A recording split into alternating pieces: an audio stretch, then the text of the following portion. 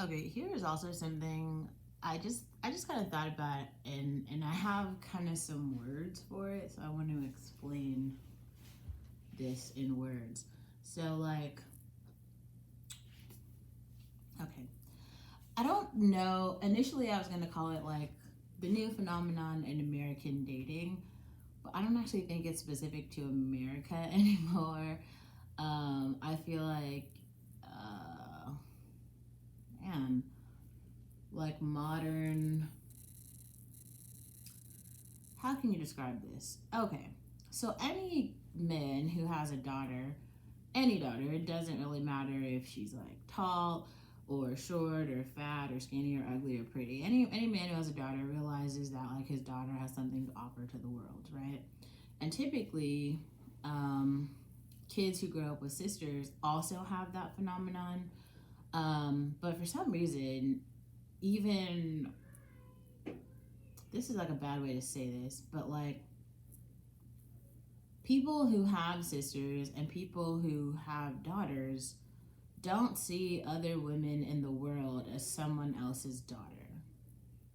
Like they're othering women to the point of like, it's okay if I treat this other woman in this particular way because she's not or he's not worth as much as what insert blank. You know, like this other person's daughter is not worth as much as my daughter because she is white or she is tall or whatever the characteristic trait is that you believe that like this other person's kid is like not worth the same amount of respect that you treat like your own mother or like your own daughter. And a part of where this gets a little bit tricky is like some women don't actually have fathers. Some women don't have brothers who they could like go to and talk to about stuff and like unpack stuff and try to feel safe. So that means that these women are now out navigating the world pretty much alone because like it could be the fact that like their own mothers kind of never really figured out how to navigate, and so now they don't really have role models to show them how to navigate. So now all you have is like a sea of predators who are just kind of coming to attack women like that. Um, and now I feel like for a while I saw that. I definitely didn't have words to describe it, but I saw it happening. And something that happened with me as I like traveled through the world in like this black body is I realized like especially as this country as America becomes and more immigrants from like Latin America come to America proper, right? They see themselves as like above black people because that's how it is in Latin America. No one's ever tried to change it. No one wants to change it. But the reality is like most black American, well, I don't want to say most, that's not true either. Some black Americans are more wealthy, more privileged, more really everything than them. And they're like first generation. So that makes sense. But it doesn't matter because like they don't see a better way to say that is they don't have respect for other people's children, for other people's valuables. Maybe that's a good way to say it. But they expect the same people that they disrespect to then in some way have respect for them. It's kind of it is like a sort of like slavery sort of idea, right? It's like my slaves should respect me though I don't respect them. But slavery is over. And racism is certainly not. And there's no reason that it has to be. Um, this is another reason why I think separation is really important. I think that if Latin Americans want to come and take America, that they should. Someone made a comment on one of my other videos. They were like, Latin Americans are Native Americans. Okay, I don't. I'm not gonna argue that. I actually don't know. I said no. I don't agree. I could be wrong. I'm really not sure. What I do know though is this: there won't come a time where WASPs will ever see Latin Americans as equal, or like, or let them take over. It just won't. Like, they will gladly move back to Europe before that happens. And I feel like that's probably actually what will happen. And the thing that I think some people don't understand is when that sort of movement happens, America becomes Central America, right? Um, you don't have WASPs living in Central America. But you do have quite, they're all, it's full of Latin Americans who have money, some of them have power, everything. Then why aren't they doing well? Why aren't they competing on this like international level, right? That's the question. And I think Black people will finally wake up and go back to Africa, which is developing. Um, Still has nothing to do though with Latin America.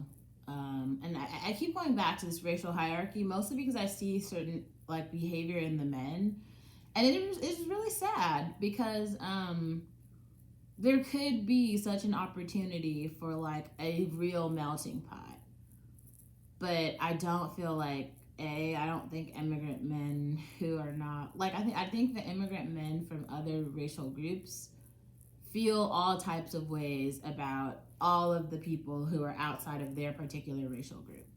And so in this, even though this country kind of like needs nationalism in a sense and needs talent and stuff, like if you're coming here to be divisive, it's not really benefiting anyone. Like it isn't, the country right now is in, it has a lot of problems and they're not going to be solved by more racism. More racism is going to encourage more mass shootings. And now, look, everybody's sad. But are we all surprised? No. Also, I mean, I don't know how to put it. Like, all of the stuff is just happening in like very particular communities. Like I said, I mean, I keep talking about it because I just fucking hear it on the news everywhere. But like, no, it isn't like I really. It's just not impacting me that much. That's what my point is. It's not. And I honestly think that like it might be surprising, but this country will fall to like a third world country if WASPs leave and a significant number of Black Americans leave. There will be Black Americans who, for whatever reason, stay because and they want to be like poor or whatever. But like, I feel like most of those with sense will just dip. And that's so many industries fall apart. I think that's why like you see T.I., he can't even do rap anymore because like T.I. was rapping for Black people who were living in the trap. But all those people are now in jail and dead. And like I said, the Black women have been like saving themselves. They've been getting abortions and moving out of Trap City onto bigger and better things. So none of them are having like poverty babies. And the poverty babies are the ones who listen to T.I. So now that there aren't any, what stories is he going to tell? Like there's no one to rap to. Right? That's kind of a problem. Like so many industries, hip hop, rap, all of that shit was like built on top of like Black struggle. And it's been really entertaining for like other groups, but the new kids on the block are here. You got like Tekashi 6ix9ine, you got Gunna, Young Thug, Future, Drake. Okay, like they are now telling the like T.I.'s old. What is he gonna rap to? Right? And Drake is honestly Canadian, so I don't even know if I feel like his perspective is very much so like unique that way. I don't know. I feel like some of the promise of America, people missed it. I feel like people missed the class, but they just came on the day the assignment was due. They never turned in the assignment. They just like showed up. They just like showed up on graduation day, and they're like everybody wanted to attend the graduation, but nobody wanted to earn the degree. That's a really good way of putting it. That's what I'm going to title this video. Everybody wants to attend the graduation, but nobody wants to earn the degree.